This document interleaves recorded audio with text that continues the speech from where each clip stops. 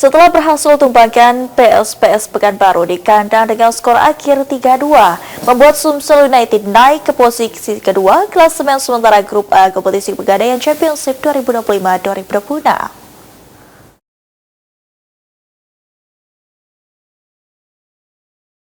Meski sempat tertinggal dan harus bermain dengan 10 pemain setelah Rahmat Hidayat mendapatkan kartu merah menit ke-31, Sumsel United berhasil meraih kemenangan dramatis usai menaklukkan perlawanan PSPS Pekanbaru dengan skor akhir 3-2 pada kompetisi Pegadaian Championship musim 2025-2026 di Stadion Gelora Sriwijaya Jakabaring Palembang pada Sabtu sore. Dengan adanya tambahan 3 poin, mendongkrak posisi Sumsel United ke urutan 2 klasemen sementara dengan perolehan 27 poin dari 15 pertandingan, menggeser Adiaksa FC Banten dengan koleksi 26 poin ke posisi ketiga. Sementara posisi pertama masih diisi dengan Garuda Yaksa FC dengan 29 poin.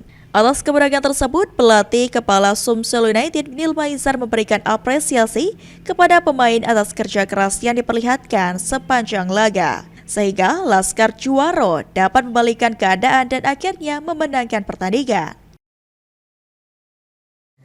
Saya sebagai head coach mengucapkan terima kasih kepada Allah, terima kasih juga kepada seluruh pemain yang berjuang hari ini sampai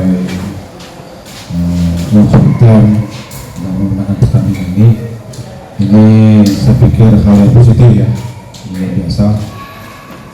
Saya harap apresiasi di saya sediberikan ke pemain yang pasti ini totalitas dia berjuang untuk di luar di Sumsel. Sementara atas kekalahan yang diraih PSPS Pekanbaru membuat mereka tidak bergeser dari posisi 8 klasemen sementara dengan perolehan 17 poin dari 15 pertandingan. Eki Saputra, PAL TV.